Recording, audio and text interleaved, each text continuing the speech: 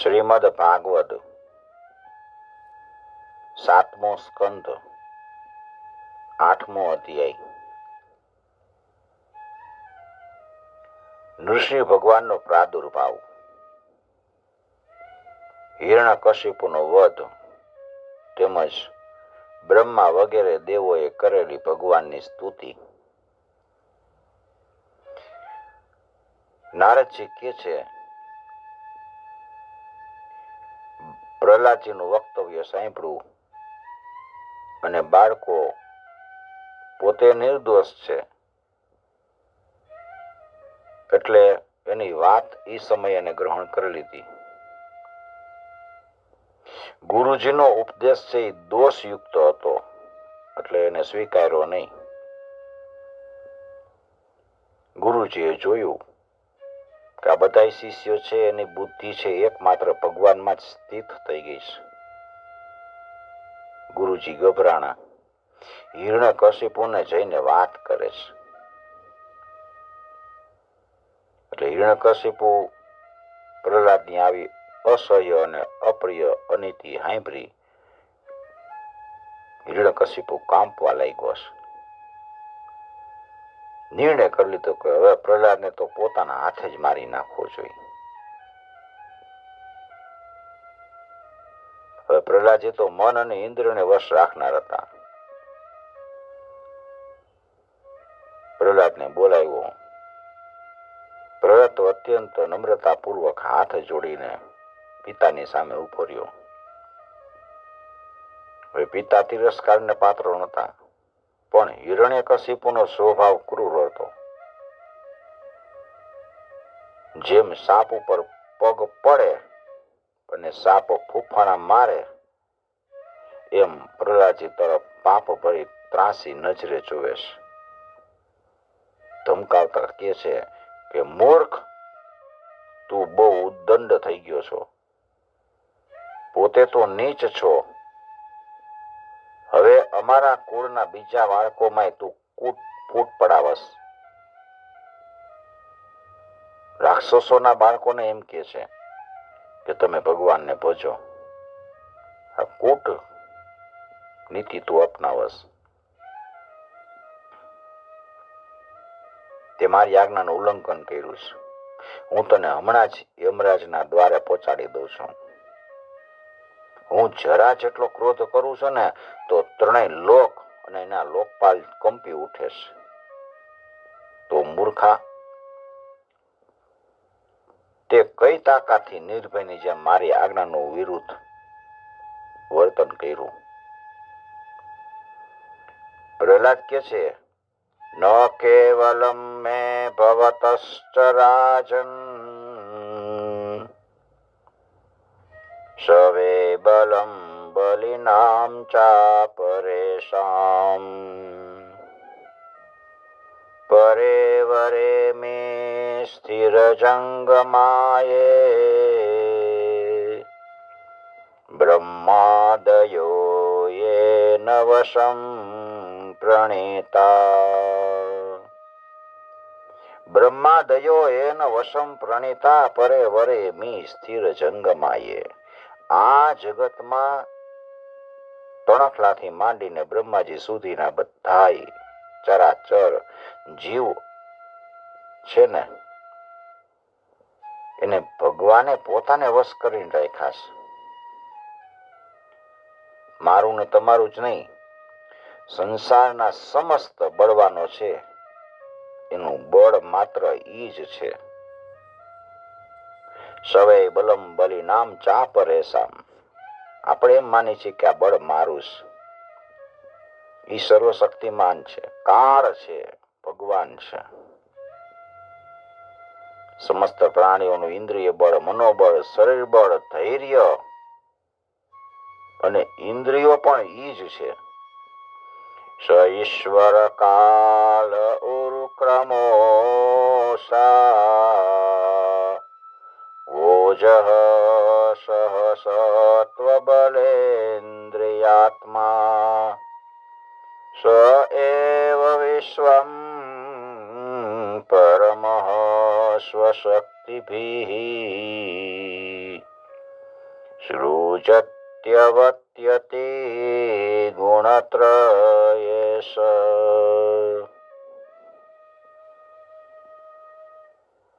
પરમેશ્વર પોતાની શક્તિઓ થકી જ આ વિશ્વની રચના કરે છે, રક્ષણ કરે છે અને સંહાર કરે છે. તેવો જ સત્વ વગેરે ત્રણેય ગુણના સ્વામી છે. પિતાજી, તમે પોતાનો આ અસુરી સ્વભાવ છોડી દો અને પોતાના મનને સૌ પ્રત્યે સમ બનાવો. તમારે અસુરી સ્વભાવ છોડવાની જરૂર છે. બધા પ્રત્યે સમ થઈ જાઓ. આ સંસારમાં પોતાના વશમાં નહીં રહેનારા અને કુમાર્ગે જનારા મન સિવાય બીજું કોઈ શત્રુ નથી. મન એક જ મનુષ્યનો શત્રુ છે. વશમાં નથી રહેતું, કુમાર્ગે ચાલ્યું જાય છે. જયાસુરમ ભાવમિમં ત્વમાત્મનો સમમ મનોધસ્ત્વન સંતિ વિદ્વિષઃ ઋતે જીતાદાત્મનઃ ઉત્પથ સ્થિતા તદ્વીયનંતસ્ય મહત સમરણમ.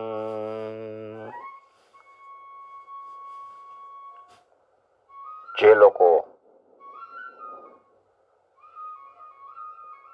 મનને વશ કરી લ્યા તો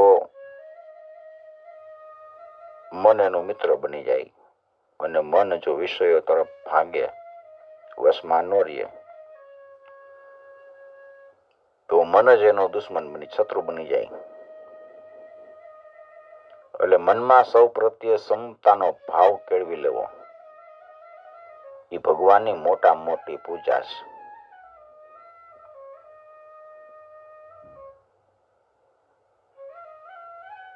જે લોકો આ પાંચ ઇન્દ્રિયો અને મન એને વશ નથી કરતા, એ પાંચેય પોતાનું સર્વસ્વ, પોતાના સર્વસ્વને લૂંટી લે છે.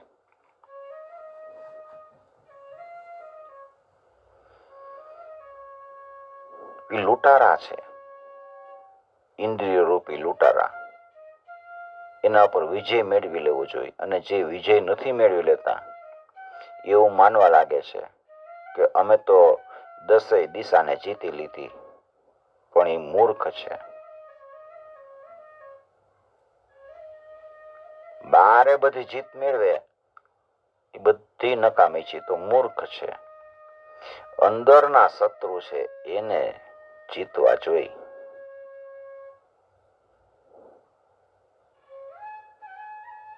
પણ જે જ્ઞાની અને જીતેન્દ્રિય મહાત્માઓએ સમસ્ત પ્રાણીઓ પ્રત્યે સમતાનો ભાવ છે પ્રાપ્ત કરી લીધો હોય ને, એના અજ્ઞાનને લીધે પેદા થનારા કામ, ક્રોધ વગેરે શત્રુઓ નાશ પામી જાય છે.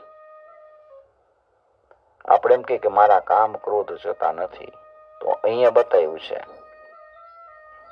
કે બધાય પ્રાણીઓ પ્રત્યે સમતાનો ભાવ પ્રાપ્ત કરી લીધો હોય, સમતા આવી જવી જોઈએ, તો કામ ને ક્રોધ વગેરે શત્રુઓ એનો નાશ થાય.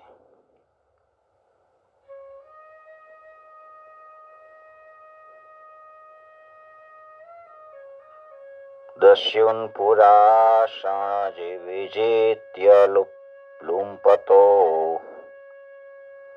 દસ્યુન પુરાષણ વિજેત્ય લુંપતો મન્યંત એકેષ્વજિતા દિશો દશ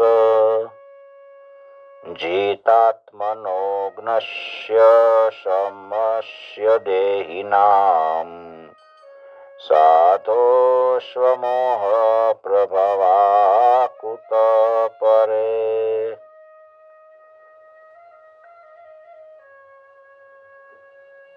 જો ક્ષમતા ભાવ આવી જાય ને તો અંદરના શત્રુ મરે, પછી એને બહારના શત્રુને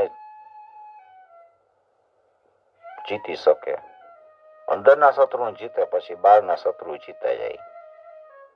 પણ અંદરના શત્રુને ન જીતા હોય તો બહારના શત્રુને જીતી ન શકે. એટલે ક્ષમતા ભાવ પ્રાપ્ત કરી લેવો જોઈએ. હિરણ્યકશિપુ કહે છે કે અરે મંદ બુદ્ધિના, તે તો હવે બોલવાની હદ વધારી દીધી, હદ કરી ગયો. હવે તું મરવા જ લાગસ, મરવાનો થયો છો. આવી ધળ માથા વગરની વાતો કરતો અભાગ્યા, તે મારા સિવાય અન્ય કોઈને જગતનો સ્વામી બતાવ્યો છે તો જોવું તો ખરો કે તારો જગદીશ્વર ક્યાં છે. શું કીધું? એ સર્વત્ર છે. તો પછી આ થાંભલામાં કેમ દેખાતો નથી? ઠીક, તને તો થાંભલામાં દેખાતો હોય છે. દેખાય છે? અરે તું હજી આવી ગપ્પો મારી રહ્યો છો. હું હમણાં તારું માથું ધળ ઉપરથી ઉતારી લઉં છું. જોઉં તો ખરો કે તારો સર્વસ્વ હરી છે, કે જેના ઉપર તને આટલો બધો ભરોસો છે ને, એ તારું કેવી રીતે રક્ષણ કરે છે. એ પ્રમાણે અત્યંત બળવાન મહાદૈત્ય ભગવાનના પરમ પ્રેમી પ્રહલાદને વારંવાર ધમકાવતો હતો, સતાવતો હતો. પોતાના ક્રોધને રોકી ન શક્યો અને હાથમાં ખડગ લઈને સિંહાસન ઉપરથી ઊભો થયો, ઉછળો અને ઘણા જોરથી એને થાંભલાને મુક્કો માર્યો. અને એ જ સમયે થાંભલામાંથી એક મહાભયંકર ધ્વનિ સંભળાયો. ગુડ કરતો અવાજ આવ્યો કે આખું બ્રહ્માંડ ફાટી ગયું એવો અવાજ. અને એ અવાજ છે લોકપાલોના લોકમાં પહોંચ્યો ત્યારે સાંભળીને બ્રહ્માજી વગેરે એમ થયું કે આ બધા લોકનો પ્રલય થઈ જવાનો છે. હિરણ્યકશિપુ પ્રહલાદને મારી નાખવા માટે ઘણા જોરથી ધઈસો હતો, પણ દૈત્ય સેનાપતિઓને પણ ભયથી કંપાવી દેતો એ અદ્ભુત અને અપૂર્વ ધ્વનિ બધાએ સાંભળ્યો અને બધા ગભરાયેલા જેવા દેખાવા લાગ્યા. બધાને ડર લાગ્યો કે આ ભીષણ ધ્વનિ કરનાર છે કોણ? પણ સભામાં કાંઈ દેખાણું નહીં. એ જ સમયે પોતાના સેવક પ્રહલાદની, બ્રહ્માની તથા સંકાદિક ઋષિઓની વાણીઓને સત્ય કરવા માટે અને સમસ્ત પદાર્થોમાં પોતાની વ્યાપકતા બતાવવા માટે સભામાં જ થાંભલામાંથી અત્યંત વિચિત્ર રૂપ ધારણ કરીને ભગવાન પ્રગટ થયા. બોલો શ્રી નરસિંહ ભગવાન કી જય.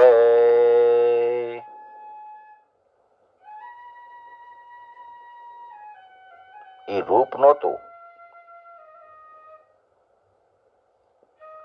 રૂપ નહોતું તો પૂરેપૂરું સિંહનું અને નહોતું મનુષ્યનું. મુખ છે સિંહનું અને શરીર છે મનુષ્યનું. એટલે નર અને સિંહ બે ભેગા થઈને નરસિંહ નામ પડ્યું. અને હિરણ્યકશિપુ તો એમ વિચારતો હતો કે અવાજ ક્યાંથી આવ્યો એનો શોધ કરતો હતો. એ સમયે થાંભલાની અંદરથી નીકળતા એ અદ્ભુત પ્રાણીને જોયું. વિચારવા લાગ્યો, અરે રે, આ નથી માણસ અને નથી પશુ. આ નરસિંહના રૂપમાં કયો અલૌકિક જીવ છે. ભગવાને પોતાની શક્તિ બતાવવા માટે દરેક પદાર્થની અંદર છે એમ ભગવાને બતાવવા માટે થાંભલામાંથી પ્રગટ થયા. એટલે થાંભલામાં ભગવાન તો છે. નરસિંહ ભગવાન સામે આવ્યા. એનું રૂપ બહુ ભયાનક હતું. તપાવેલા સોના જેવી પીળી પીળી ભયાનક આંખ અને આળસ મળવાને લીધે ગરદનના વાળ આમ તેમ ઉડતા હતા. દાંતો વિકરાળ હતી, તલવારની જેમ ચકચકતી, છરાની ધારની જેવી જીભ એની ત્રાસા ભવા. એને લીધે એનું મોઢું વિશેષ ડરામણું બની ગયું. કાન નિશ્ચલ અને ઉપરની તરફ ઉઠેલા, ફૂલેલું નાક અને ખુલેલું મોઢું પર્વતની ગુફા જેવા અદ્ભુત લાગતા હતા. ફાટેલા પોળા થયેલા જડબાઓને લીધે એની ભયંકરતા એટલી બધી વધી ગઈ હતી. વિશાળ શરીર સ્વર્ગને અડતું હતું. ગરદન થોડીક ટૂંકી અને જાડી હતી, છાતી પોળી અને કમર પાતળી. ચંદ્રમાના કિરણો જેવા સફેદ રૂવાટા આખા શરીર ઉપર ચમકતા હતા. ચારે તરફ સેંકડો ભૂજાઓ ફેલાયેલી, જેના મોટા મોટા નખ આયુધનું કામ આપતા હતા. આવું ભયંકર રૂપ એની પાસે કોઈ ફરકવાની હિંમત ન કરતા. બધાને જાતાય બીક લાગતી હતી. નરસિંહ ભગવાને એના અનેક હાથમાં ધારણ કરેલા ચક્ર, નિજ આયુધો અને વજ્ર જેવા અન્ય શ્રેષ્ઠ આયુધો વડે બધા દૈત્ય દાનવોને ભગાડી મૂક્યા.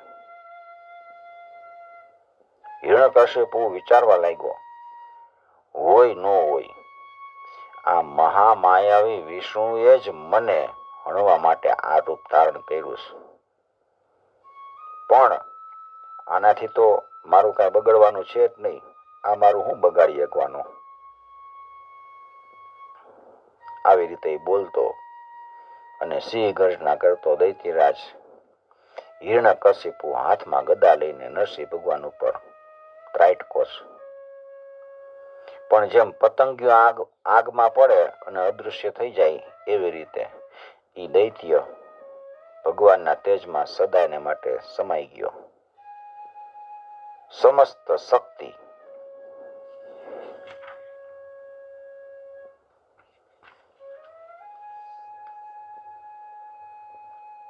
સમગ્ર શક્તિ અને તેજના આશ્રયભૂત ભગવાન માટે આમ કરવું એ કઈ આશ્ચર્ય નથી. કારણ કે સૃષ્ટિના પ્રારંભમાં તેમણે પોતાના તેજથી પ્રલયના નિમિત્ત રૂપ તમોગુણ રૂપી ઘોર અંધકારને પણ પી લીધો હતો.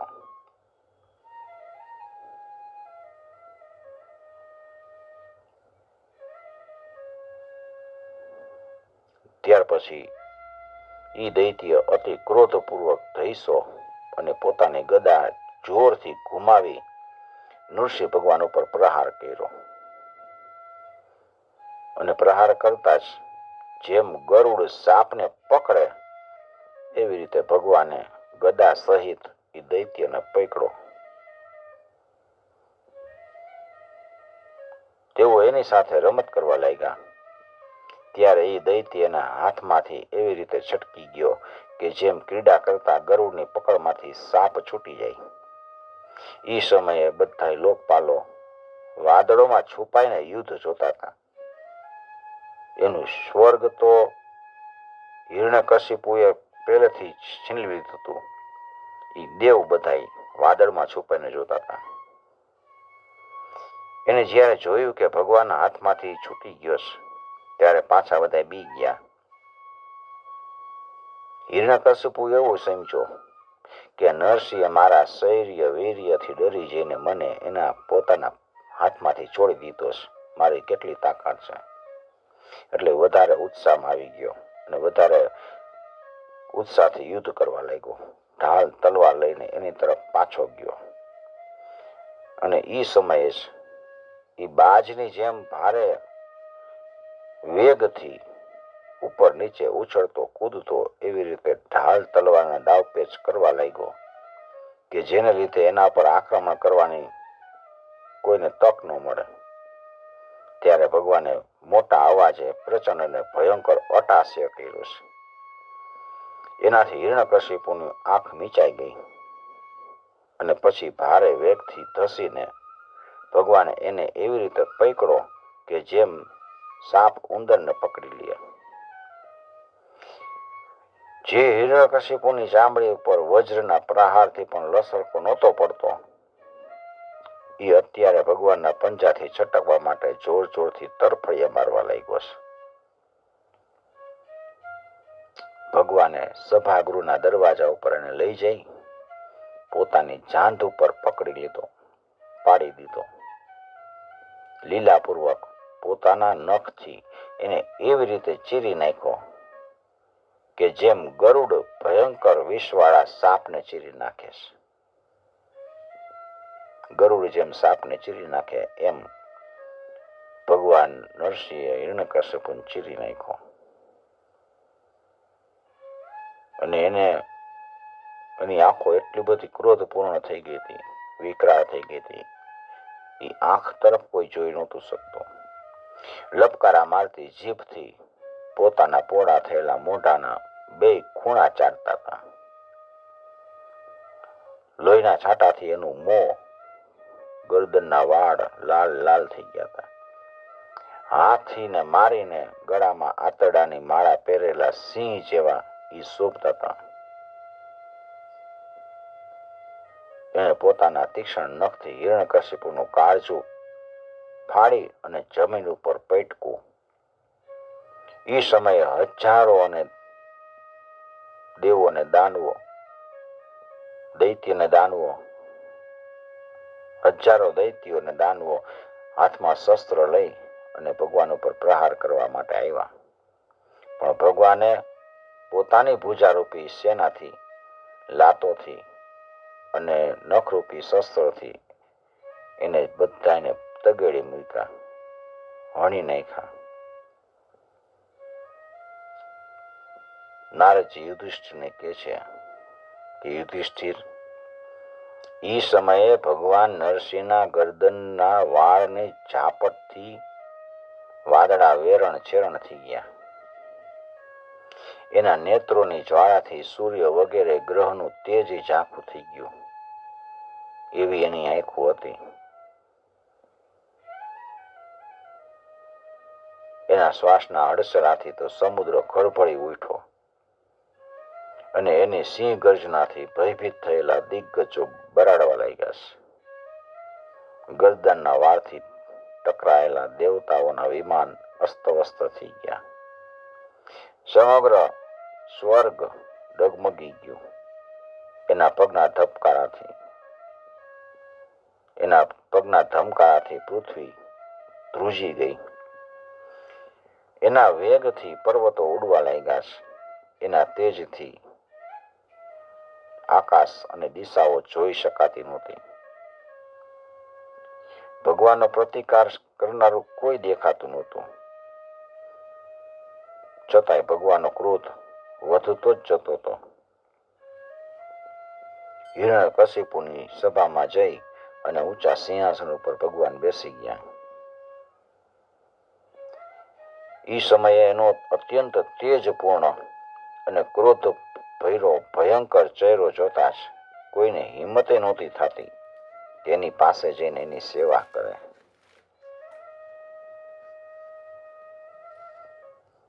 સ્વર્ગની દેવીઓને ખબર પડી છે.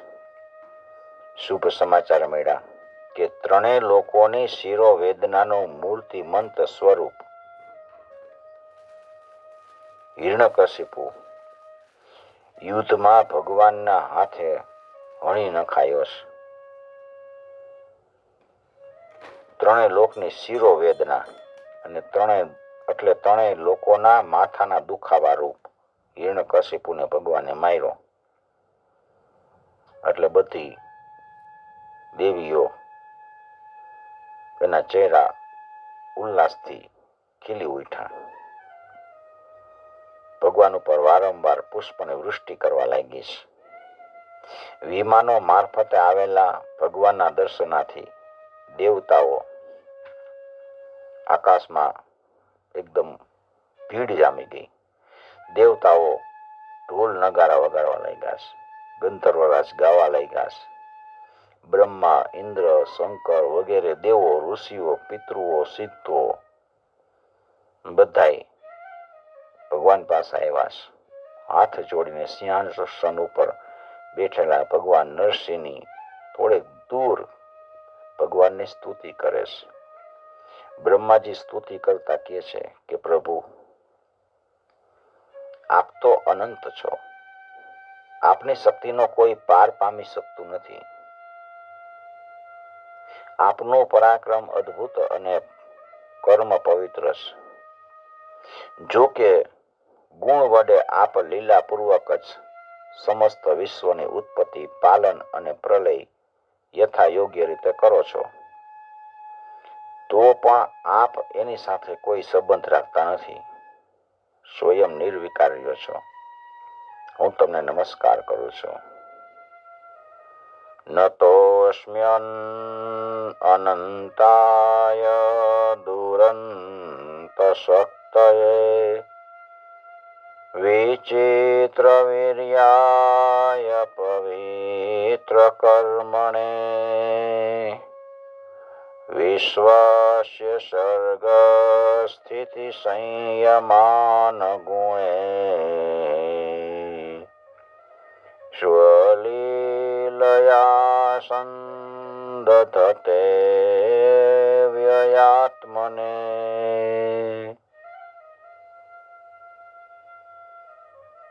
શ્રી રુદ્રએ સ્તુતિ કરતા કીધું કે પ્રભુ, તમારો આવો ક્રોધ તો પ્રલય કાળમાં થાય છે. આ સામાન્ય દૈત્ય તો હવે મરી ચૂક્યો છે. પ્રભુ, આપ શાંત થાઓ. તમારા શરણે આ પ્રહલાદ આવ્યો છે, એનું રક્ષણ કરો. ગોપાલકો યુગાંતસ્તે હતોયમસુરો અલ્પકઃ તત્સુતં પ્રાયુપશ્રુતં ભક્તં તે ભક્તવત્સલઃ. ઇન્દ્રએ સ્તુતિ કરતા કીધું કે આપે અમારું રક્ષણ કર્યું છે, અમારા યજ્ઞ ભાગ પાછા આપ્યા છે. એ વાસ્તવમાં તો તમારા જ છે. દૈત્યોના આંતકથી દુઃખી થયેલા અમારા હૃદય કમળને તમે પ્રફુલ્લિત કરી દીધું છે. એ આપનું જ નિવાસ સ્થાન છે. તમે અમારા હૃદય માર્યો છો. આ સ્વર્ગ વગેરેનું રાજ્ય અમને ફરીથી પ્રાપ્ત થયું છે. એ બધું તો કાળનો કોળિયો છે. જે આપના સેવક છે એને માટે સ્વર્ગ કઈ વસ્તુ? હે સ્વામી, જેમને તમારી સેવાની કામના છે તેઓ મુક્તિનો પણ આદર કરતા નથી, બસ તમારી સેવા જ ઈચ્છે છે. તો પછી અન્ય ભોગની એને શું જરૂર છે? ઋષિઓ કહે છે કે હે પુરુષોત્તમ, તમે તપસ્યાથી જ પોતાનામાં લીન થયેલા જગતની ફરીથી રચના કરી હતી. એ આત્મતેજ સ્વરૂપ શ્રેષ્ઠ તપસ્યાનો ઉપદેશ આપે કૃપા કરીને અમારા માટે પણ કર્યો હતો કે તપશ્ચર્યા કરવી.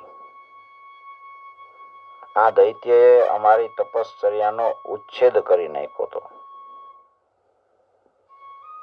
એ તપસ્યાના રક્ષણ માટે અવતાર ગ્રહણ કરીને આપે એ જ તપ કરવા માટે ફરીથી અમને તક પૂરી પાડી છે.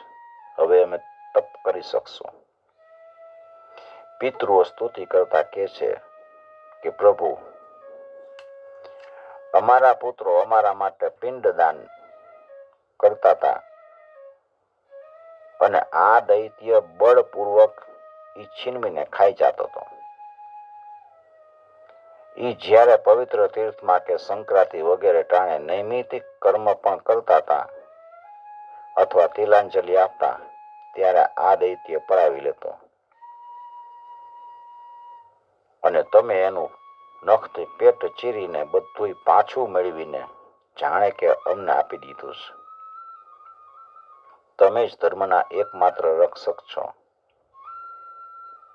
અમે તમને નમસ્કાર કરીએ છીએ. સિદ્ધો સ્તુતિ કરતા કે છે કે હે નરસિંહદેવ, આ દુષ્ટે પોતાના યોગ અને તપના બળથી અમારી યોગ સિદ્ધિ ગતિ જે હતી એ છીનવી લીધી હતી. આપે પોતાના નખથી એ ઘમંડને ચીરી નાખ્યો છે.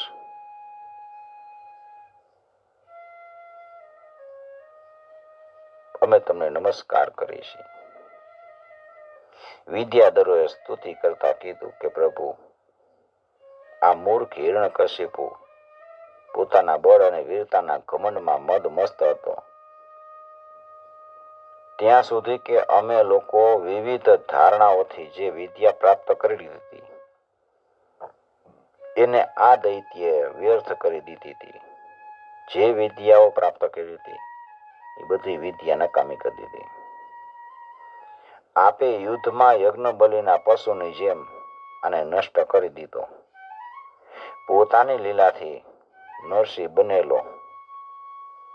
બનેલા આપને અમે નિરંતર પ્રણામ કરીએ છીએ. નાગ સ્તુતિ કરતા કહે છે કે આપ આપીને અમારા મસ્તક પરના મણીઓ તથા સર્વશ્રેષ્ઠ સુંદર પત્નીઓ પણ છીનવી લીધી હતી. આજે એની છાતી ચીરીને તમે અમારી પત્ની ને અત્યંત આનંદિત કરી અને પાછી આપીશ. અમે તમને નમસ્કાર કરીએ છીએ. મનુ સ્તુતિ કરતા કહે છે કે હે દેવાધિદેવ, અમે આપના આજ્ઞાંકિત મનુ છીએ. આ દૈત્યએ ધર્મ મર્યાદાનો ભંગ કરી દીધો. આપે આ દુષ્ટને હણીને મહાન ઉપકાર કર્યો છે. હે પ્રભુ, અમે આપના સેવકો છીએ. આજ્ઞા આપો, અમે શું સેવા કરીએ? પ્રજાપતિ સ્તુતિ કરતા કહે છે કે પરમેશ્વર, અમને તમે પ્રજાપતિ બનાવ્યા હતા, પણ આના અટકાવવાથી અમે પ્રજાની સૃષ્ટિ કરી શકતા નહોતા. આપે આને ચીરી નાખ્યો અને એ ચીર નિંદ્રામાં સૂઈ ગયો. પ્રભુ, સત્વમય મૂર્તિ ધારણ કરનારા હે પ્રભુ, આપનો આ અવતાર સંસારના કલ્યાણ માટે જ છે. ગંધર્વો સ્તુતિ કરતા કહે છે કે પ્રભુ, અમે આપના સેવક છીએ. તમે અમને નૃત્ય કરવા અને સંગીત સાંભળવા માટે નિયુક્ત કર્યા છે. આ દૈત્યે પોતાના બળ અને પરાક્રમથી અમને પોતાના દાસ બનાવી દીધા અને આપે કાળને એને હવાલે કર્યો. એ સાચું જ છે કે કુમાર્ગે ચાલનારનું ક્યારેય કલ્યાણ થતું નથી. ચારણો સ્તુતિ કરતા કહે છે કે પ્રભુ, સજ્જનોના હૃદયને પીડા પહોંચાડનારા આ દુષ્ટને તમે સમાપ્ત કરી દીધો છે. અમે તમારા ચરણ કમળના શરણમાં છીએ કે જેની પ્રાપ્તિ થતા જન્મ મરણ રૂપી સંસાર ચક્રમાંથી છુટકારો મળી જાય છે. યક્ષો સ્તુતિ કરતા કહે છે કે ભગવાન, પોતાના શ્રેષ્ઠ કર્મોને કારણે અમે લોકો આપના સેવકોમાં પ્રધાન ગણાતા હતા. અમારા પોતાના કર્મ શ્રેષ્ઠ છે એટલે અમે તમારા સેવકોમાં પ્રધાન હતા. પણ આ હિરણ્યકશિપુએ અમને એની પાલખી ઉચકનારા કહાર બનાવી દીધા. પ્રકૃતિના નિયામક હે પરમાત્મા, આને કારણે થનારા પોતાના આપ્તજનોના કષ્ટ જાણીને તમે એને હણી નાખ્યો છો. કિમ પુરુષો સ્તુતિ કરતા કહે છે, અમે લોકો અત્યંત તુચ્છ કિમ પુરુષ છીએ, જ્યારે આપ તો સર્વશક્તિમાન મહાપુરુષ છો. જ્યારે સત્પુરુષોએ આનો તિરસ્કાર કર્યો, આને ધિક્કાર્યો, તેથી જ આપે આજે આ અધમ અસુરને નષ્ટ કરી દીધો. વૈતાલિકો સ્તુતિ કરતા કહે છે કે ભગવાન, મોટી મોટી સભામાં આને જ્ઞાન યજ્ઞમાં આપના નિર્મળ યશનું ગાન કરીને અમે મોટી પ્રતિષ્ઠા પૂજા પ્રાપ્ત કરતા હતા. મોટી મોટી સભામાં જ્ઞાન યજ્ઞ કરી અને તમારા નિર્મળ યશનું ગાન કરતા, એ મોટી પૂજા જ છે. આ દુષ્ટે અમારી આજીવિકા નષ્ટ કરી દીધી હતી. મહાન સૌભાગ્યની વાત તો એ છે કે મહારોગ તુલ્ય આ દુષ્ટને તમે જળ મૂળથી ઉખેડી દીધો છે. કિમ પુરુષો સ્તુતિ કરતા કહે છે, અમે કિન્નરો તમારા સેવક છીએ. આ દૈત્ય છે ને અમારી પાસે વેઠમાં કામ કરાતો હતો.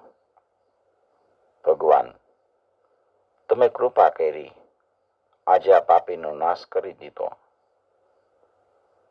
પ્રભુ, આવી જ રીતે આપ અમારો અભ્યુદય કરતા રહ્યો. ભગવાનના પાર્ષદો ભગવાનની સ્તુતિ કરતા કહે છે, હે શરણાગત વત્સલ, સમગ્ર લોકોને શાંતિ પ્રદાન કરાવનારું આ અલૌકિક નરસિંહ રૂપ આજે અમે જોયું. હે ભગવાન, આ દૈત્ય આપનો એ જ આજ્ઞાંકિત સેવક પાર્ષદ હતો કે જેને સંકાદિક ઋષિઓએ શાપ આપ્યો હતો. અમે સમજી છીએ આપે કૃપા કરીને આનો ઉદ્ધાર કરવા માટે આનો વધ કર્યો છે. હિરણ્યકશિપુ અને હિરણ્યાક્ષ એ ભગવાનના પાર્ષદ હતા. એનો ઉદ્ધાર કરવા માટે જ ભગવાને એનો વધ કર્યો છે. અદ્વૈતદ્વરિન નરરૂપમ અદ્ભુતમ તે દ્રષ્ટમ ન શરણદ સર્વલોક શર્મ સોયમ તે વિધિકર ઈશ વિપ્રસપ્ત સ્તસ્યદં નિધનમ અનુગ્રહાય ભીમ. इति श्रीमद्भागवते महापुराणे पारमहंस्यां संहितायां सप्तमस्कन्धे प्रह्लादानुचरिते दैत्यराजवधे नृसिंहस्तवो नामाष्टमो अध्याय. श्रीकृष्णार्पणं समर्पयामि. ओम नमो